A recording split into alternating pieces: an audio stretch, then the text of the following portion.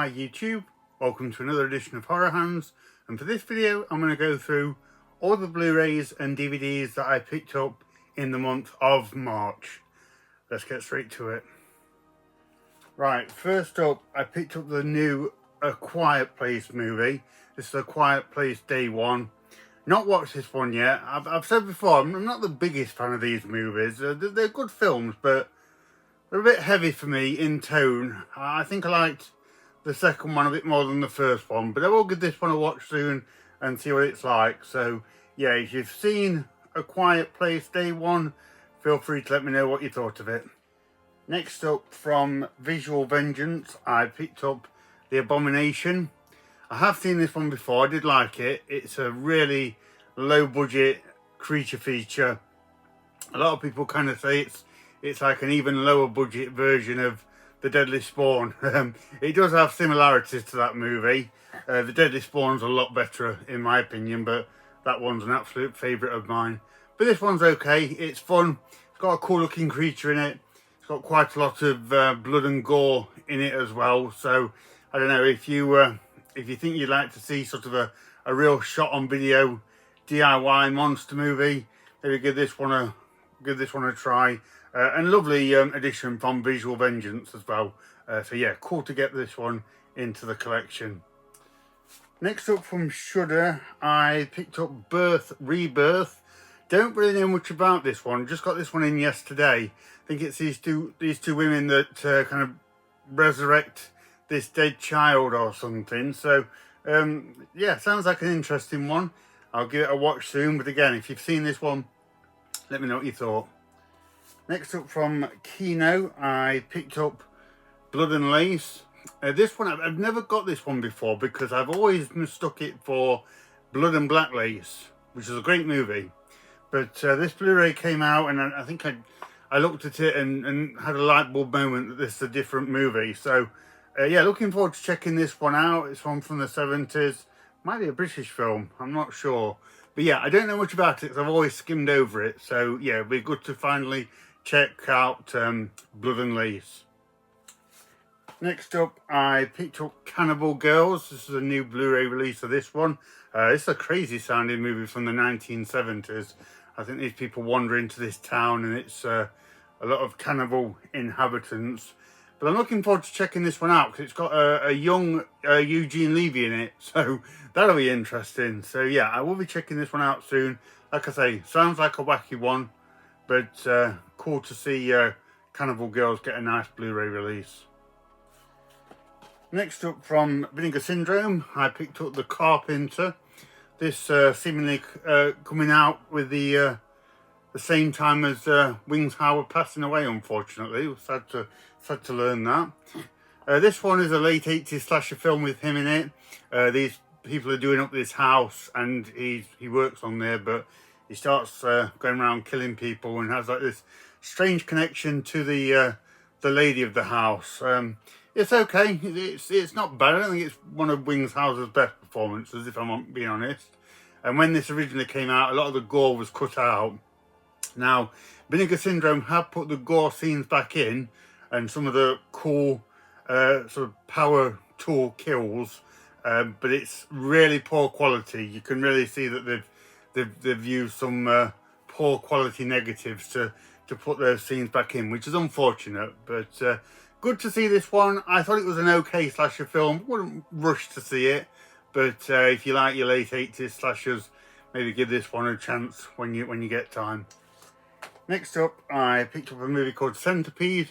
This is from the early 2000s, and it's these guys, they're in India, they go down into a cave, and they are attacked by a giant monster centipede. So yeah, not a great movie, some pretty annoying characters in this one, but I will give them credit. It is entirely practical effects when it comes to the centipede. So we get a cool practical effect giant centipede monster in this one, which did score this one some points.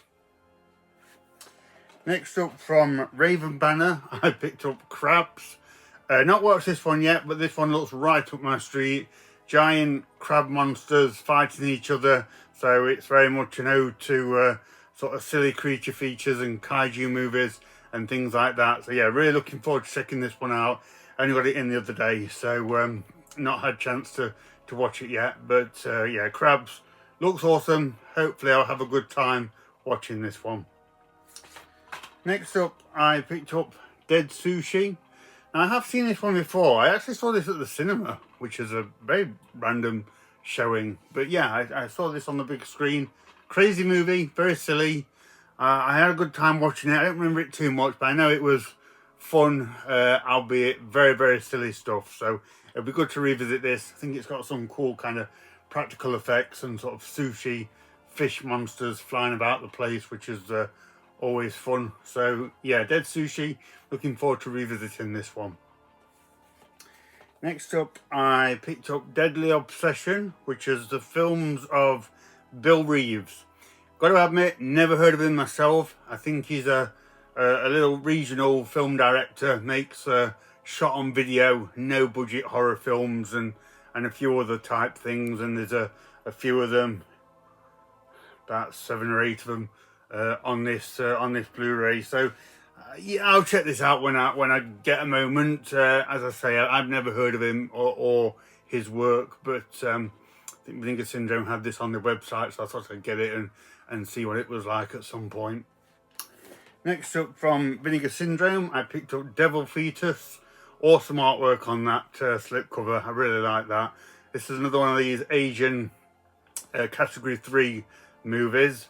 I'm not always the biggest fan of these, but this one does look like a pretty crazy one, and hopefully it'll have some just cool gore and weird creature effects in it. So yeah, I'll give this one a chance pretty soon. It also comes with a second film called Her Vengeance, which is a bit of like a rape revenge type movie, I believe. So yeah, nice little double feature there from Vinegar Syndrome. Right, another one that I'm really excited to watch. This is Dino Croc, a sort of cheap, I think, sci-fi channel type movie from the early 2000s. Roger Corman movie, so it should be pretty fun. Have some cool monster moments in it. But yeah, this is just like a giant Dino Croc monster on the loose, messing people up and that kind of thing. So yeah, it looks like just a kind of silly B-movie monster film that I go for. So yeah, can't wait to check out Dino Croc. Next up from Visual Vengeance, I picked up Dinosaur Valley Girls. This is a real daft one, to be honest with you. This, I think he's like an actor, and he ends up getting transported into this prehistoric time where he has to fight off these dinosaurs and things like that. It's a silly one. It's not great. I didn't think this was a particularly good one or one that I would watch again, but I did have fun with it. It reminded me of kind of the silly, trashy like films you get late at night on like Channel 5 or Sci-Fi Channel, that kind of thing, back in the 90s. So a one-time watch, but it was a fun window into sort of those non-PC films from the 90s, if you will. I think if you want this slipcover as well, you might want to get on it, because I can't remember reading if this was limited or something like that. But yeah, very, very silly film. Not great, but has its moments. Next up, picked up Dr. Orloff's Monster. This is just one that I got cheap off eBay. Jeff Franco movie from the 1960s. So I'll see what this one's like. It looks a bit kind of sort of Gothic castle type film. So we'll see what kind of work Jeff Franco does with this one. As I always say with him, it could be great, it could be unwatchable. So we'll have to see with this one. Next up from Vinegar Syndrome, I picked up the latest Forgotten Jelly set. This is Forgotten Jelly Volume 8. Crazy that they're up to 8 of these now. This one comes with Rings of Fear, Reflections in Black, and AAA Masseuse, Good Looking, offers her services. That's the name of the movie. So yeah, 3 more Forgotten Jellos from Vinegar Syndrome. It's as always, it's a really nice box. Beautiful box set from Vinegar Syndrome. I would say I've had my fill of Forgotten Jelly by now. I don't know if Vinegar Syndrome need to keep bringing these out. A lot of Forgotten Jelly. Maybe something like Forgotten Monster Movies. That would be a cool box set instead. But yeah, again, beautiful box set. I'm sure I'll get around to the movies at some point. But yeah, another one of these to add to the collection. Right, next up, I picked up Heretic. I was very interested to see this one. Hugh Grant in a horror film, in a very sinister role. He answers the door to these two girls, and they're like Christians, sort of spreading the word of God. And he invites them in. He's very sort of charming and gentlemanly, very Hugh Grant on the surface, and sits them down. But things get a bit dark and a bit sinister as the film goes on. It's a good film, very clever, very heavy on the religious topics. But great performance from Hugh Grant and the two young girls in it. It's an uncomfortable movie. I can't say I enjoyed it. I was pretty worried for the two girl characters in this one. But again, fantastic performance from Hugh Grant, and well written, well put together. So I don't think it'll be for everyone. But if you want kind of a taut, slow burn, kind of character dialogue driven movie, maybe give this one a try. But yeah, I enjoyed it for what it was, albeit it was an uncomfortable watch. Next up is a full moon movie that I've actually never heard of, and that is The Horrible Dr. Bones. Just saw this on eBay for cheap, so I thought I'd pick it up. I think this is like a R&B rap type full moon movie, so maybe something like in the fashion of like Crips or Killjoy, that kind of thing. Very kind of sort of urbanized horror film, but looks kind of cool. I'll check it out, see what it's like. I do usually like my full moon movies, so yeah, if you've seen this one, let me know what you think. Right, next up, I picked up the 4K of Hush.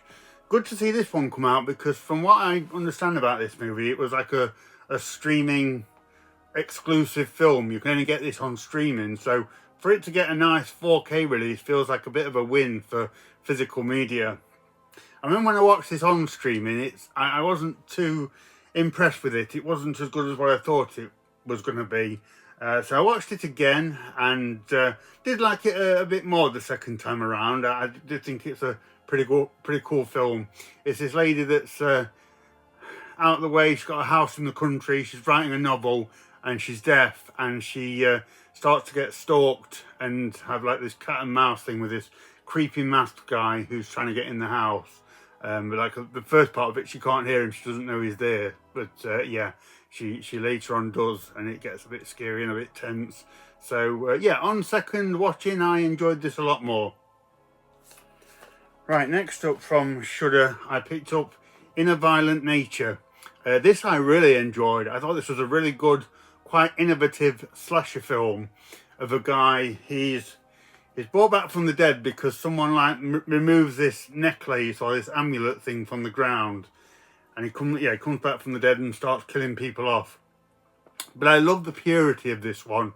Like, there's not much of a story or anything like that. He literally just comes out of the grave and goes around killing people. But this is entirely from the perspective of the killer. The movie follows him around the woods, almost like an RPG video game. The camera's moving behind him as he walks around, stalking these teenagers in the woods. So whereas other slasher films, you'd follow the kids and you'd go through all their trials and the dialogue, and then the killer would jump out here and there and get them. This is the opposite. This one follows the killer around, and the teenagers are kind of in the background until he gets to them. So if you ever wonder what sort of people like Jason and Cropsey and Michael Myers do in between scenes, this is the movie for you. I really liked it. It's slow in places because it's following the killer walking around the woods, but I just love the style of it. It did have a really weak ending. The ending for this was poor. It's kind of just this woman picks up the final girl and they have a long conversation in the car, and it kind of ends. They really could have done more with it, but yeah, apart from the weak ending, I really like this. So if you want a bit of an alternative slasher film, one that comes from a little bit of a different angle, check this out. Great looking killer as well. He's very reminiscent to Jason, and then he sort of puts this, I don't know what it is, this kind of weird helmet thing on. I don't know if it's a diving helmet or what, but he looks pretty cool nonetheless. So yeah, a slasher film that I really enjoyed. Right, okay, next up I picked up Killer Tongue, which was absolutely bonkers. I don't know anything about this movie, where it came from. It's from 1996, I believe. I just picked it up. I saw it on eBay, and this is a hard film to come by. But absolutely bonkers, crazy film. There's like this alien presence lands in the desert and infects this woman with a giant killer tongue, and she sort of goes around killing people. But there's also this subplot with like these, I don't know, criminals or someone working out in the desert. But the movie is all over the place. Absolutely zany, not particularly good, but just completely bonkers. Robert Englund and Doug Bradley are in this, crazily enough. They don't really help it along anymore than that. But yeah, real weird, crazy film. A mix of kind of like Full Moon and Trauma, but not. That makes it sound a lot more fun than what it actually is, to be honest. Next up from Arrow, I picked up The Last Video Store. This is one I was interested in seeing, with like the whole video store vibes. This woman, she brings these mysterious tapes back to the video store, but the guy puts them in, and like the characters and the creatures from the movies on the VHS tapes come to life and come through the screen and start causing all kinds of trouble. So the video store owner and this lady have to kind of fight back. It's okay. It could have been better. I love the whole like retro video store vibe of this one. I think it's a movie where its heart's in the right place, but it just could have been better. And the characters and the things that come out from the tapes and the TV screen could have been a bit better too. There's like a cool sort of CGI creature thing, but I don't know. I just think they could have sort of tapped into a bit more of the 80s-ness of that time period. It's an okay film. Like I say, it tries. It's got an interesting concept, but somewhat of missed potential, I would say. Next up from Severin, I picked up The Mask of Satan. This is a beautiful slipcover, but Severin have done the thing I hate by not putting the title on the slipcover, which really annoys me. I'll show you the inside artwork actually, because it's kind of cool anyway. So yeah, Mask of Satan. This is an Italian horror from the late 80s. I do believe this goes under one of the Demons sequels, like Demons 5 or 6. I think one of those unofficial kind of franchise things. But I enjoyed this for what it was. I think it's a loose remake of Black Sunday, but pretty cool. Got some good gore and practical effects, and it's just got kind of like that. There's late 80s horror aesthetics to it, which I appreciated. So yeah, nice release and pretty decent Italian horror film. Okay, next up, I picked up The Mean One. I think this is like a horror version of The Grinch. So yeah, really looking forward to seeing what this is like. I'm a bit out of season buying this in March, but it looks like a fun one. I thought I'd ordered the standard Blu-ray, but they sent me a steelbook, so that was a nice surprise.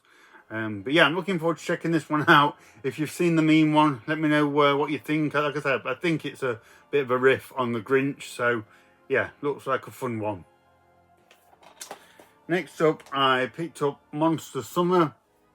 Not had a chance to watch this one yet. I'll be honest, I just picked this one up because Mel Gibson was in it, and I'm interested to see what kind of performance he gives and what it's like with him in it. So yeah, I think this is like a creature feature film, but I'm not too sure. So again, if you know anything about this one, let me know. I will check it out soon and see what it's like. Next up, I picked up One Night Rental. Not had a chance to watch this one yet, but it looks great. It's another one that takes place in a video store, and I'm guessing all kinds of crazy stuff happens. So I will, I will be watching this one soon, and yeah, I'll let you know what I think of this one. But yeah, looks like a fun kind of nostalgic VHS themed horror movie. So yeah, I'm sure that'll be cool. Next up from Scream Factory, I picked up the 4K of Phantoms.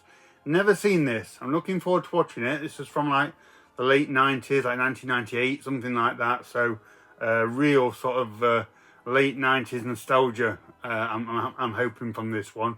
I've heard good things about it. Don't know why I never got around to watching it, but yeah, it's good to see that this one get a 4K. So I'll be checking this one out very soon, and yeah, I'm hoping that I really like this one.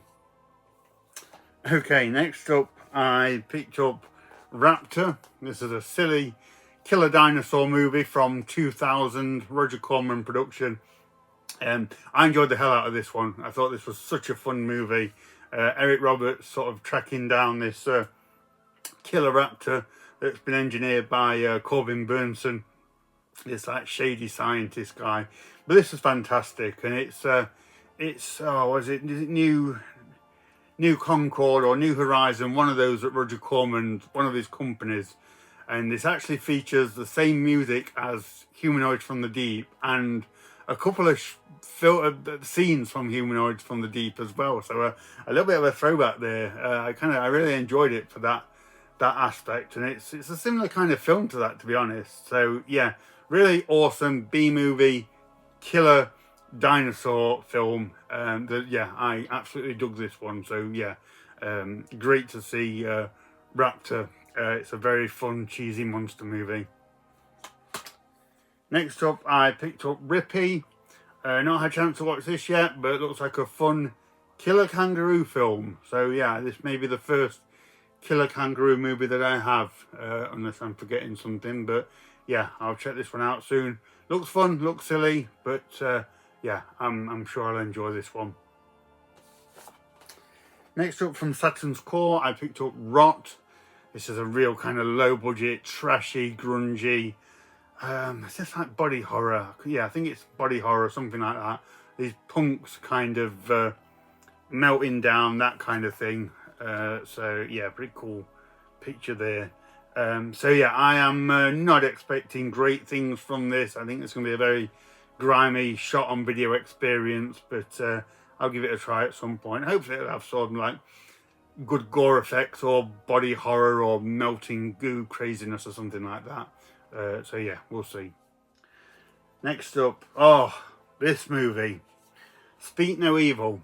This must win the award for the most frustrating horror movie I've ever seen. I really struggled with this one. At times I almost switched it off because it was so irritating. The decisions that the characters made in this one were just awful. It's one of those horror films where like within the first 5 minutes you'd be gone. You just wouldn't hang around, you'd be gone.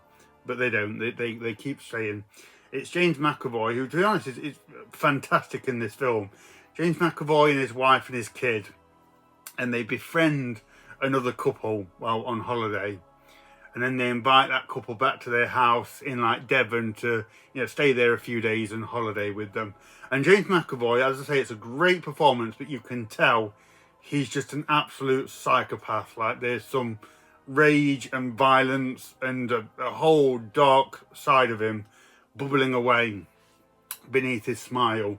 And this family get there, a husband, wife and daughter, and immediately it's uncomfortable, really uncomfortable and weird. And this family is weird, and James McAvoy is weird, and he's very threatening, and things happen, and the couple are like, right, we're leaving now. And they're away, they're driving away, and they turn round for the most silliest of things and just get themselves embroiled more and more in this twisted dynamic, which I won't give away in this video. Oh my goodness, I couldn't watch this one again. I was just getting so frustrated with the decisions and the lack of urgency that these characters had, as James McAvoy was just being really sinister. So yeah, I didn't like it. It wasn't my kind of film. I didn't enjoy it. I don't think I'd watch it again. Great performance from James McAvoy. Like I say, I do need to shout that out, but just not a fun film to watch at all. Next up from Shudder, I picked up The Strings. Now I read about this the other day and I can't remember what it was about, but it sounds interesting. I think it's quite indie, quite arty kind of film.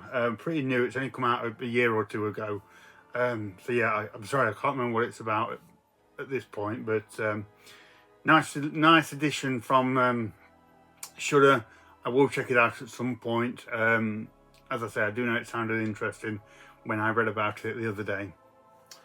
Next up, I got the 4K of Terrifier 3. Got to admit, absolutely loved it. I had an absolute blast watching this. Art the Clown doing what he does again, absolutely messing people up. Unbelievably gory, like gory to an extreme level. I don't think it doesn't get much gorier than this, I have to say. It's pretty strong stuff and it looks horrifyingly realistic, but I don't know, Art the Clown just has a way of going about his business in such a gleeful, comedic way that it just seems a bit more enjoyable than, you know, maybe other really nasty, gory films. But yeah, Art the Clown going around at Christmas, absolutely butchering people up with his axe and things like that.